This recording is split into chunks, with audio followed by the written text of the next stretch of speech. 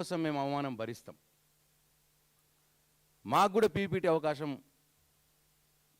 ఇచ్చే అవకాశం ఇస్తే అవమానాలను దిగమంకొని అధికార పక్షము ముఖ్యమంత్రి గారు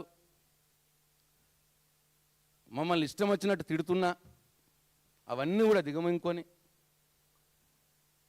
స్పీకర్ గారు మా గొంతు నొక్కుతున్నా అవన్నీ కూడా మేము దిగమింకొని, ఒకవేళ స్పీకర్ గారు తన వైఖరి మార్చుకొని, ముఖ్యమంత్రి గారు తన వైఖరి మార్చుకొని మాకు పీపీటీ అవకాశం ఇస్తే మేము ప్రజల కోసం ఈ ఒక్క పీపీటీకి మాత్రమే వెళ్తాం. ఈ సెషన్స్లో వేరే దానికి పోం. ఒకవేళ పీపీటీ అవకాశం ఇస్తే ఈ ఒక్క పీపీటీ దానికే సెషన్కి వెళ్తాం. ప్రజల కోసం, ప్రజలకు నిజాలు తెలవాలనే ఉద్దేశంతో మాత్రమే వారు ఎన్ని అవమానాలు చేసినా దిగమింకొని వెళ్తామని చెప్పి మనం చేస్తా ఉన్నాం.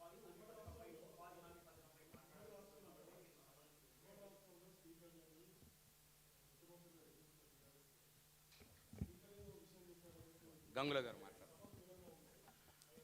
ఒక్క విషయం.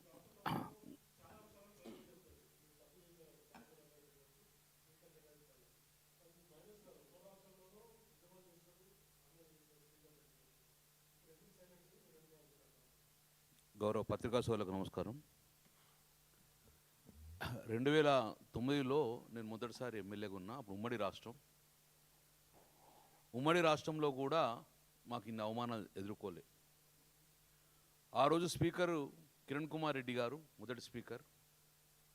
తదనంతరము కిరణ్ కుమార్ రెడ్డి ముఖ్యమంత్రి అయిన తర్వాత నాదెండ్ల మనోహర్ గారు స్పీకర్గా ఉండే. మా అందరికి కూడా అవకాశం వచ్చింది. తెలంగాణ ఉద్యమాన్ని సమర్థవంతంగా నడిపినాం. అసెంబ్లీలో తెలంగాణ వాదాన్ని బాహ్య ప్రపంచానికి చెప్పినాం. తెలంగాణ ఉద్యమానికి వేదికగా మేము అసెంబ్లీ ఇచ్చిన కూడా ఏ రోజు మమ్మల్ని నిర్బంధం చేయలే మనోహర్ గారు. ఎందుకంటే మాకు స్వేచ్ఛనిచ్చిండు. ఒక మాట అనేవాడు, ఇక్కడ ఉన్న ఎమ్మెల్యే అందరూ కూడా రాజ్యాంగపరంగా గెలిచిన ఎమ్మెల్యేలే, చట్టపరంగా గెలిచిన ఎమ్మెల్యేలే, కాబట్టి అందరికీ హక్కులు ఉంటాయని చెప్పేసి మాకు ఆ వాయిస్ ఇవ్వడం జరిగింది.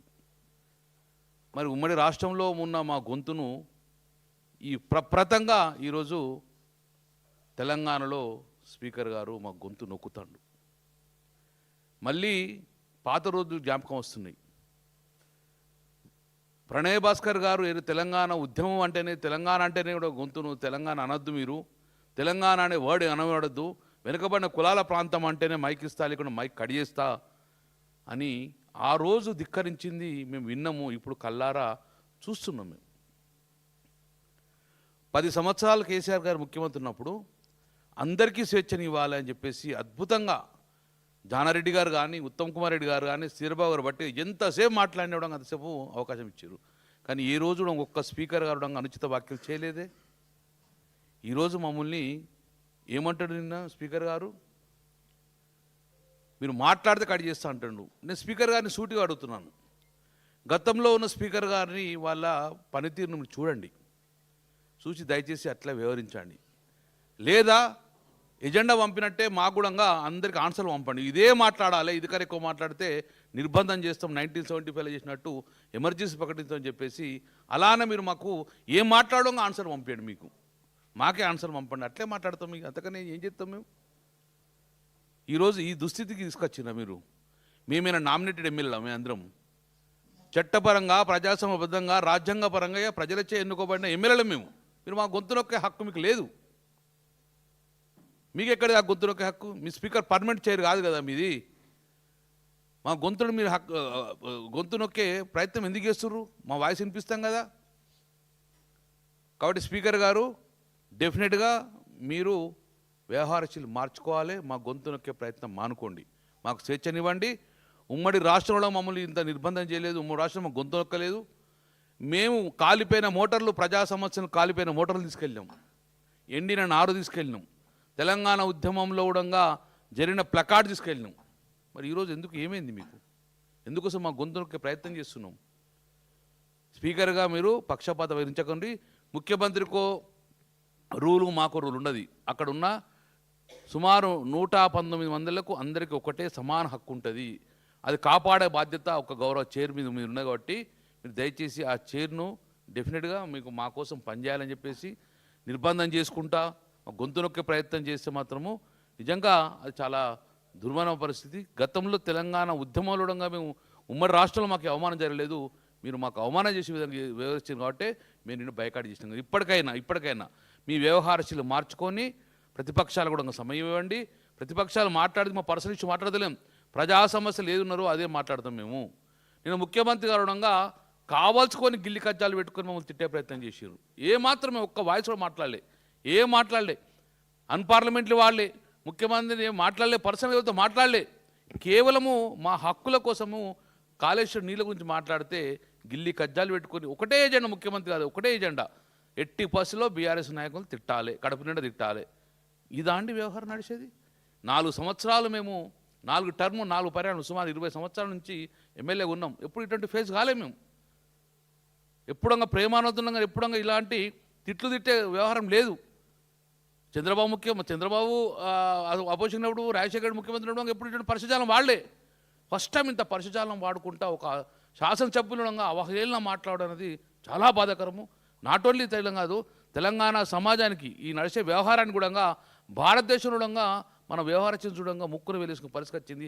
అలాంటి అవమాన పరిస్థితి తీసుకురావద్దని చెప్పే స్పీకర్ గారు దయచేసి ఇప్పటికైనా మీరు గతంలో ఉన్న స్పీకర్ గారు నడిపిన పనితీరును చూసి మీరు ఆ రకంగా పోవాలని చెప్పేసి మేము అన్ని రిక్వెస్ట్ చేస్తున్న దాన్ని బుల్డోజ్ చేస్తాము, ఈ మైక్ కట్ చేస్తాము అనేది మీకు హక్కు లేదు. మైకు మీరు ఎస్క్యూఎన్ ఒక క్వశ్చన్ 2.5 గంటలు మాట్లాడతారా?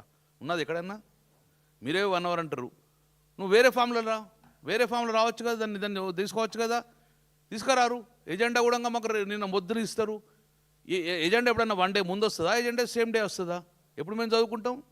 ఇవన్నిటి కూడా స్పీకర్ గారు మీ వ్యవహారశీలు మార్చుకొని అందరికి సమాన హక్కులు కల్పిస్తేనే ఆ పీఠంకు గౌరవం ఇస్తాం. మేము కూడా అదే గౌరవంగా మీతో ఉంటామని చెప్పి ఇప్పటి కూడా మేము అదే గౌరవం మీకు ఇచ్చినాము. ఆ గౌరవాన్ని మీరు కాపాడుకోవాలని చెప్పేసి మేము స్పీకర్ గారు చెప్పడం జరుగుతుంది.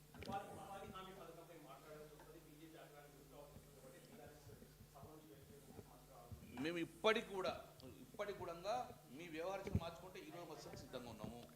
మీరు మా వ్యవహారాలు మార్చుకొని మా కూడా న్యాయం చేస్తే డిఫరెంట్ మేము వస్తాం. ఉపాధి హామీ పథకం షార్ట్ డిస్కషన్ పెట్టినారు. ఏం చేసిందండి గవర్నమెంట్?